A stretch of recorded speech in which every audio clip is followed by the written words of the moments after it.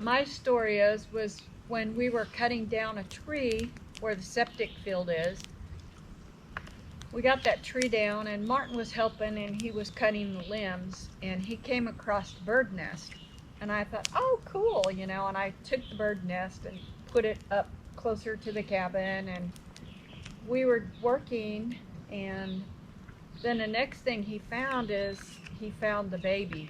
First he said, I think this is an old nest, and I was okay with that. I don't like to have the birds, you know, be hurt or anything. I really enjoy them. And then when he found that little baby, he said, Shelly, come here. And I went and looked at there, and here's this tiny little baby with the mouth open. And I've been filming the little baby, but what I had to do is take it and move it so that the parents could find it. I found the nest, put the baby in the nest, and put it in a tree kind of close up here.